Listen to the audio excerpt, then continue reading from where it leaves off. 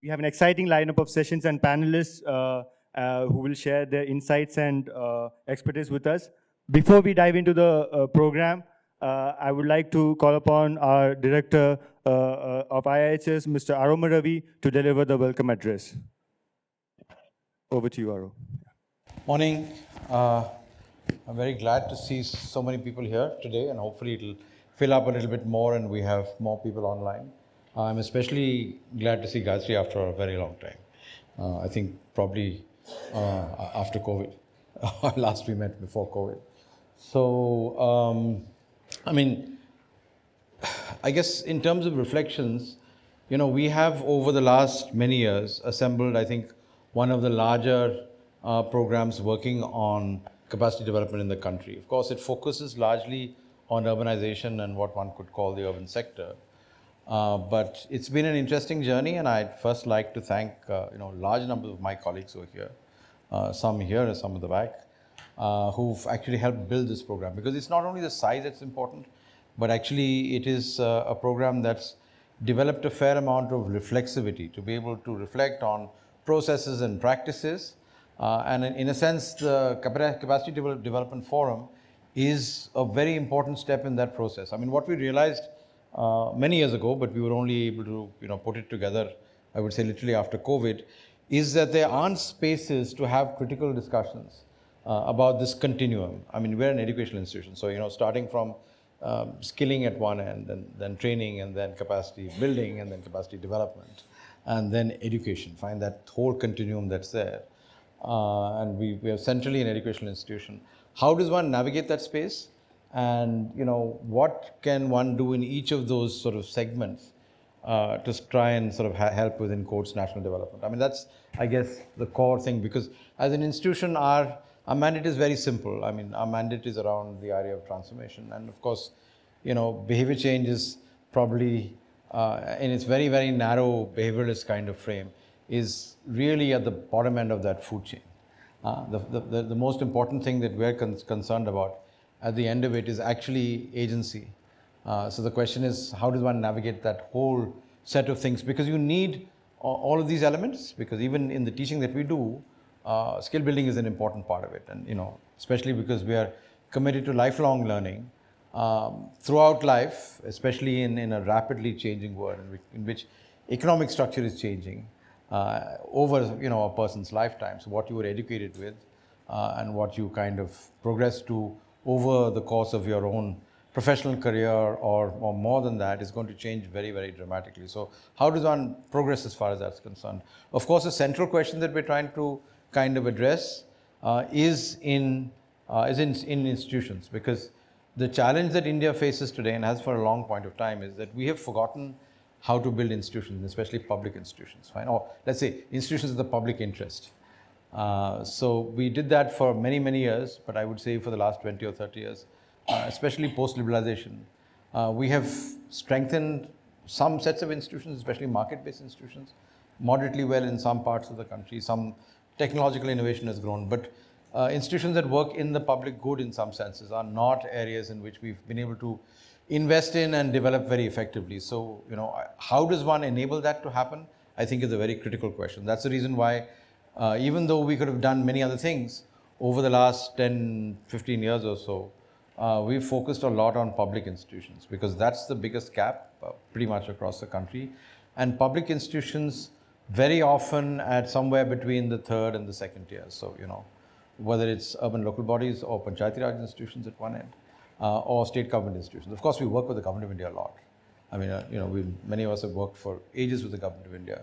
But increasingly, both the action and the innovation is happening at much more local level than it was. I wouldn't say hyper-local as yet, but that's the core thing. So if you're looking at systemic change, it basically means trying to look at where these institutions are, what kind of challenges they deal with, and more often than not, because our educational system has been broken for a very long time. The normal cry that you hear in most institutions, public and some extent private ones also, is that human capacities are very weak. And the question is, how can you build that? How can you strengthen that? And some of them have to do with individual skills and processes. And very often, unfortunately, I would say the focus is only on the individual. But I would say the social learning environment, which is part of the institutional environment, what sits around that, is probably as important as everything else. And we don't often give enough sort of focus to that. So I think the CDF was an opportunity to bring people together with very different views and perspectives. We have people here from the private sector, we have people from the non-profit sector, we will have people here from the government who've been struggling with this question. So in government it's called, it used to be called administrative reforms. Now it became capacity development. We set up a new commission to do all this kind of stuff. And that commission itself has done interesting things, but it also struggles, as we well know. And even in the private sector, we have lots and lots of issues, especially as markets scale and the nature of business changes. And then of course we have this very interesting challenge today with artificial intelligence, fine, and the whole hoopla along that. And I think I'll kind of touch on that a little bit. So I think part of the idea of bringing people together is to actually have a place where we can understand, discuss, irrespective of where we come from. This is a closed door forum in some senses, so people tend to be very frank about their experiences, and we encourage them to do. Because only, I would say, from the challenges that we faced, are within quotes failures, can we actually learn. And we've done that, of course. That's how IHS works. We try and fall on our face as quickly as possible and then get up and then try and do things differently. So this is an opportunity, in a sense, to have those difficult conversations. And also, what we've tried to do is to try and bring in experiences from other parts of the world. Because, in India, most of us believe, or many of us believe, that the things that we do are unique and very particular, and this is the only place that works like this. And hence, there are no solutions that you can learn from in other places. Unfortunately or fortunately, that's not true. So many other institutions and countries have gone through similar kind of things. They're not directly translatable. So if you use a cut and paste, then you're in trouble. But if you actually are able to understand the ethos and how people have responded, it's actually quite useful. So, we try and mix and match things, and it's been a useful journey, I would say. Thanks to, the effort that my colleagues have put into trying to bring some of these processes together. So I would encourage you over the next couple of days or so to really, get in and jump in and be critical in some senses. If you don't agree with something, or you think something is very different, or, whatever it is, then that debate, I think, is very critical, because we have for many years tried to keep open a space for very open and healthy debate. Okay, I mean, that is closed down in this country, especially because the media has gone the way it has. But there needs to be places for public debate across these sectors and across disciplines. Because, if you come to the theme of what we're dealing with just now, on sort of behavioral insights, it's again a very wide continuum of spectrum, starting from, because it's underpinned, I guess, by behavioral sciences, starting with some things which we don't normally consider in our normal life, which is abnormal psychology in some senses. Whether the abnormal psychology is as far as the individual is concerned, or dealing with criminal behavior. I'm not sure that we'd go as far as dealing with terrorism. That's a little bit further, and that may be tied in with various other things. But starting from that end, all the way to very kind of, what invades our everyday life. We are subject to behavioral nudges in everything we do, especially if we are on social media, and especially if we are an online consumer. That entire space has been captured by a very narrow form of behavioral economics, in my view, where everything you do is actually nudged in particular directions. So when you search for something, typically what you get after 3 or 4 searches sometimes surprise you. Of course, some of that happens because many of us are not aware that our phones are actually devices to be able to surveil us. So whatever you say, if you haven't put your privacy sections off, is being heard, and then it goes into the algorithm. Hopefully it is being anonymized. I'm not sure that's true, but hopefully it's been anonymized. But you'll find, for example, things coming up which you will be surprised at, because they correspond to what you're interested in, or what you last bought, or who you did or didn't like, fine? So in some senses, especially I would say over the last 20 or 30 years or so, the behavioral sciences have very quietly and insidiously sort of invaded our life. So I think we need to be both aware of that, and there are both positive and negative elements of this. Of course, in the behavioral sciences, behaviorism itself, which I think a lot of us, because we're not necessarily exposed to it, is a kind of a leftover view of the world. Huh? So if you talk to people in the behavioral sciences, behavioralism is like a 100-year-old thing. It's like Fordism, etc., etc., etc. It doesn't have necessarily a place in everyday life because, at least in our context, which is different culturally from where it came in the West, the world and, the way that we work and society is not organized on those principles. However, as we become more and more of a market-based economy, it invades pretty much every element of what we're doing insidiously. So I think that criticality is kind of important for us. And, while you may use some of those methods, and they may be useful and effective for some things, one must be aware that it comes with an entire, apparatus sitting behind it. And there is a bit of a challenge sometimes with the apparatus. While you may use the elements for some things in your teaching or your work or in trying to motivate people and whatever it is. There's an issue with the theory in some senses, and hence there's an issue with the practice. And then the application of practice at scale will obviously have lots of positive and not so positive things. So I think just sort of understanding that is important. And from let's say the behavioral sciences or behaviorism per se, and there are many schools of sort of within quotes normal psychology, you go all the way to behavioral economics, which is now underpinning a lot of what we talk about. But let me kind of try and concretize it with the kind of challenges that we meet in our everyday life. Fine. So, for example, we run one of the largest what we call SDG 6 interventions in the world. It's on water and sanitation. My colleagues are maybe online on this across Tamil Nadu. So we've been working for the last 6 or 7 years there to transform the system of how people actually get sanitation and to some extent water services. Right? Now, sanitation is something that people don't normally talk about. It's something that you set aside, especially in a culture like ours that is governed by rules of, whatever, purity and pollution, which is kind of important.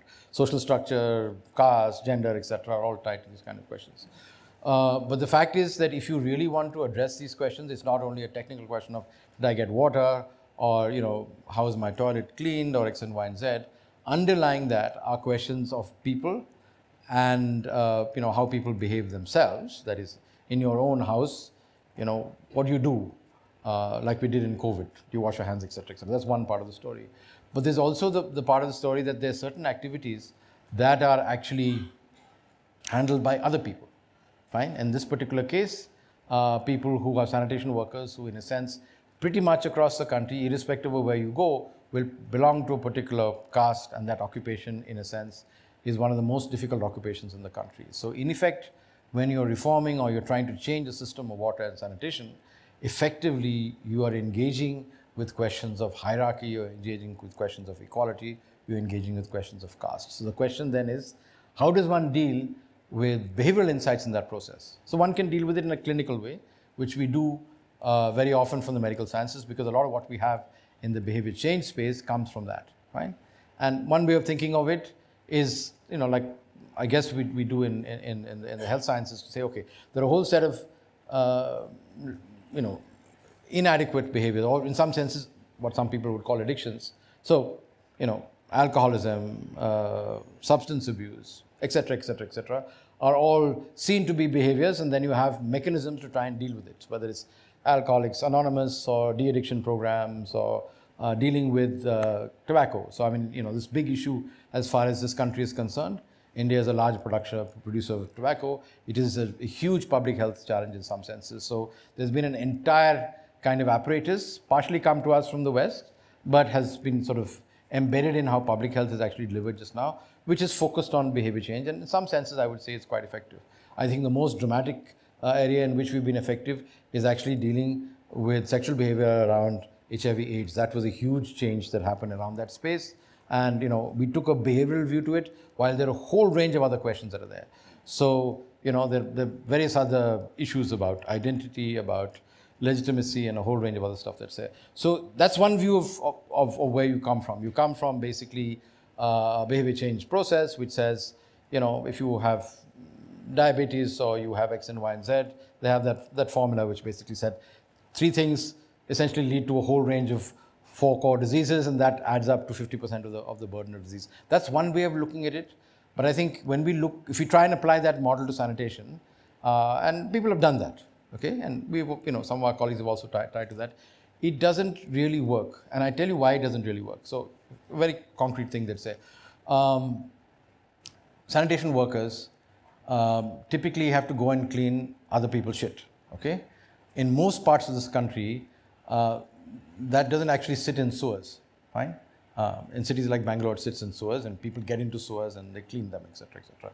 In most other places, it's in septic tanks and pit latrines, fine? I mean, like in Tamil Nadu also, which is a fairly, within quotes, an advanced state, a higher per capita income state, 70 to 80% of the actual arrangements that take place in villages and even in towns is with septic tanks and pit latrines. So somebody's got to go and clean it, no? Maybe not every few months, but certainly in 1 or 2 years. And you pay a lot of money sometimes to go and get that to happen. But effectively what happens is somebody has to go inside the pit because stuff has been, there's sludge that's collected over many years. It has to be cleaned out and taken out, fine? So historically, this has been going on forever. Thankfully, the Supreme Court has outlawed, but it's still practice. We don't head load this stuff anymore, but people get into that pit and get out, let's say. So the question then is, we have an idea which says, if you want to actually enable behavior change as far as people are concerned, you have to deal with, what we did in COVID. Everybody has to have access to some kind of protective equipment, right? So, health and safety is very important. And the intervention is, you have to get sanitation workers to use health and safety equipment, fine? Because the problem is that their behavior does not include the use of health and safety equipment. In actual fact, if you've ever seen a septic tank, or I haven't got into one, but I've got very close to them because we work in this space at all. It's a very difficult space to work in. It's hot, it's humid, and if you're trying to clean it out at 45 degrees or whatever it is, or even at 38 degrees itself, it's a very tough place to do, apart from all the stuff that's coming out from there. So, the idea that sanitation workers should use protective equipment like gloves and aprons and all that kind of stuff, is an idea which is an interesting one, but it's a completely theoretical one. Because you can't function in that space with that, okay? So behavior change as far as the sanitation worker is concerned does not include those kind of options. So you can do whatever you want. You can give nudges, you can do, give them incentives of X and Y and Z. You can work like we did on trying to improve that equipment, and some things work, but not everything's work. So I think one is to look at the question of behavior change in a very, very concrete context. It's not abstract, it's very real. And that's true of, even people who work on a desk job, because there are some real constraints that they work with. So then you have to come with other things that help them make that change, including behavior change as far as, or changes in attitude, I would say, forget about behavior, of people who have those toilets, which is all of us, fine?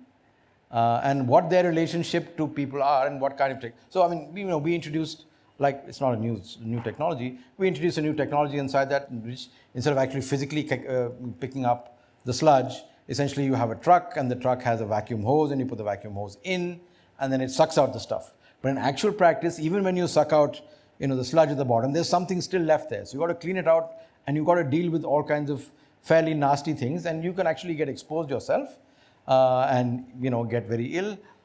Or if don't treat that process properly, it will become a health hazard for somebody else if it's not dealt with something else. So you've got to change that entire set of behavior from the fact that, okay, somebody's going to come put a vacuum thing into your household. They're actually doing you a service. It's not that they're dirty people or they're poor people or X and Y and Z. They're doing a critical service. Your own health depends on that process. So your relationship with those sets of persons, that entire supply chain, in some senses, it has to change. Yeah. So when we're looking at this shift, it's right all the way from behavior, saying, okay, if you're building this tank, the tank has to be in a way that you can actually put this technology in and it can work, and somebody doesn't have to physically go in and do stuff, which means that when you're building it, you have to be conscious of what's happening. When you clean it, you have to be able to provide access to that. And it's much better for you to clean it at regular intervals and do it when everything is overfilled, or you have a marriage and it gets filled out. So there's a whole set of changes that are there, which include questions of talking about things that you don't normally talk about. So tied to this, for example, we have a major program with women sanitation workers, because in this whole scheme that's there, the people who have the worst lot, men of course have different issues because of gender and alcoholism that comes with this kind of profession that's there, but women have the worst lot in some senses. So we're working with them to try and enable them to not only, change people's attitudes towards them, but their own perceptions about themselves.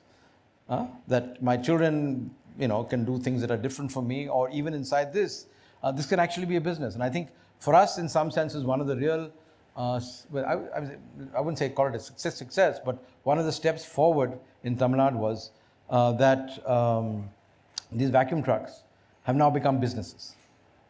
Okay, so there's the entire supply chain in Coimbatore that's making these things. So, that's one end of the story. So it's not coming from somewhere else. And people are owning them, and, you get one, and then you get two, and you get three. But the most interesting thing is, this used to be a Dalit occupation, fine, or it still is. We find upper caste people coming into this because suddenly there is money in it. So I'm just giving you, it's not a change in behavior, it's a change in attitude, a change in perception, and a change in the drivers that people are actually involved in, fine. So I'm not saying this is a huge social revolution or X and Y and Z, but I'm saying little things like this with some of the most nasty things that we don't talk about is quite important. Similarly, in dealing with this, inevitably, we came into questions of menstrual health, something that's not talked about, but it's absolutely central. Why? Because whatever you talk about, including sewer systems, one of the biggest challenges that we have is dealing with menstrual waste. So, of course, there are a whole range of things about social behavior and who's dealing with that in the household, etc., etc. But if you don't talk about this kind of question, not only inside the communities that deal with this kind of stuff, but all the way up the supply chain, you're not able to deal with these kind of issues, fine? So what I'm saying is, even in our very, very basic sort of everyday life, you find these issues that need to be dealt with. And in some cases, questions of behavioral insights of why people do things and why they don't need to be situated. But in our context, that has to be situated in social and economic context. If you don't do that, you're kind of lost. If you treat everybody as a consumer, that works for some things. But I mean, look at the number of people who actually, go into these fancy supermarkets that you see in some places just now, where the real issue is, is a product at eye level or somewhere else. Huh? That's what some kind of behavioral economics. And there's very sort of advanced work that marketing does in this kind of space, I'd say. So, that's one kind of example that I think is kind of important. The other thing is, again, maybe I'm starting at the waste end, not something very exciting. A very simple thing, every day in every household, we know for a fact that we should take waste and we should segregate it. Right? Why do you want to segregate waste? Because the Supreme Court has said so. And if you don't do that, you'll get a 1,000 rupee fine in Bangalore, and most other cities, they don't even know about that. So that is one very systematic thing. So you have a danda and you say, okay, if you don't segregate your waste, Supreme Court has said it's a good thing to do. The BBMP is making it happen. You'll be in trouble. So of course, it becomes a game in India, no?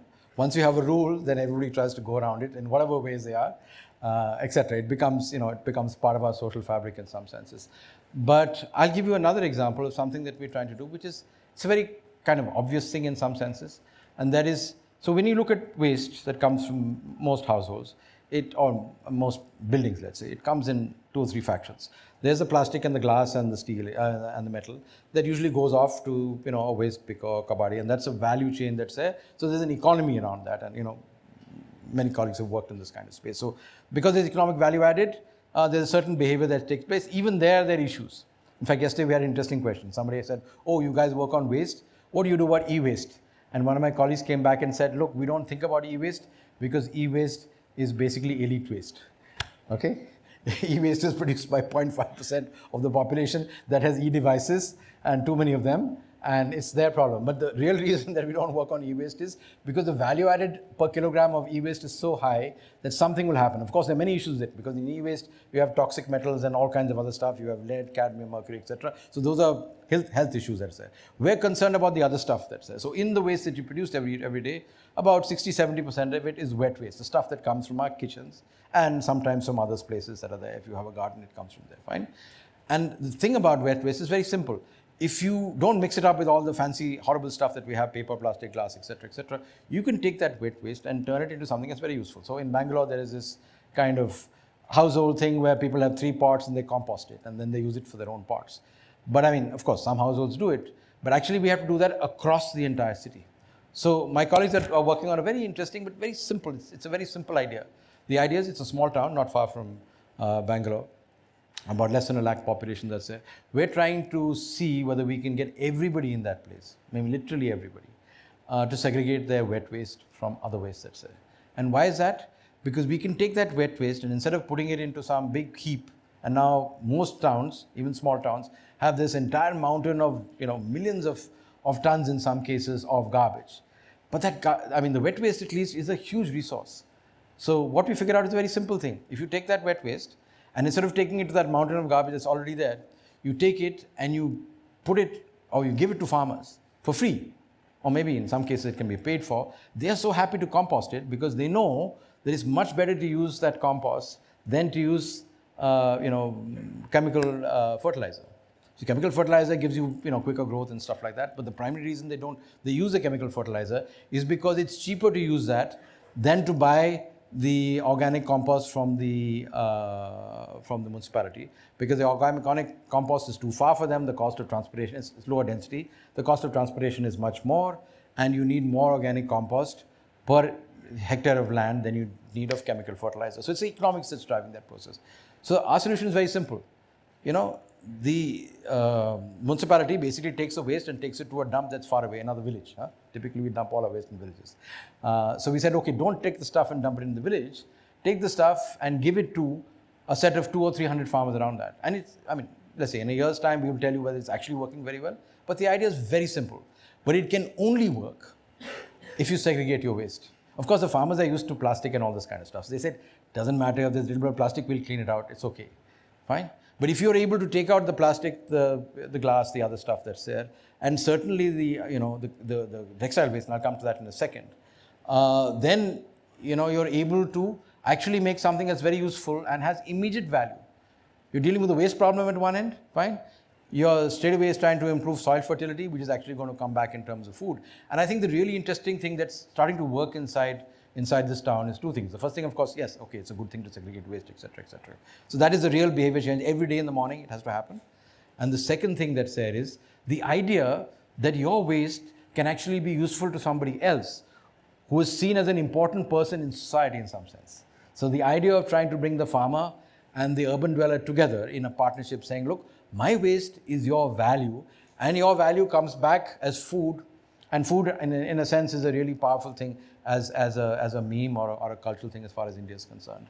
So it is change across everything else, but it starts with the household, making sure that we have 15, 20 young people who go out as volunteers, and make sure that every day in the morning, street by street, and this has to happen for a few months and maybe a year, till the shift actually takes place and it becomes solidified. But it only works if the municipal service actually arrives in the morning. Because if it doesn't work for 2 weeks, then everybody will muck everything together and do it. Okay? And the chain has to work all the way around. So what I'm saying is, when we start to think of things like behavior change, we have to think of the connection right through the entire system. Fine? And eventually, and the real trick is going to be, when these farmers produce produce and it comes back into the city, at the moment we have no certification system that's there. Can you say, the thought experiment, that this was produced using compost? And I think people will say yes, because it comes from vegetable waste, etc., etc. The trick for us in Tamil Nadu is, can you say that I've grown this stuff using fecal sludge or not? That is the big change. So you're changing behavior in terms of what happens in your toilet, all the way back to recognize that actually this is organic matter in any case. Now it just comes from you, okay? It's come back into a system, and then eventually you have to eat it, because that's what the cycle of life is. Every spiritual system, all the great scriptures talk about this stuff. But in your actual practice, are you willing to embrace that? Which is the same story as far as water is concerned. So I think when we're looking at behavior change, we have to look at it in the whole chain, across all these levels, and in the subtlety and the context of our own societies. So, it's not good enough to take small things here and there and pick them together and say, oh, it works, and we can change stuff. It's a little bit more complex than that.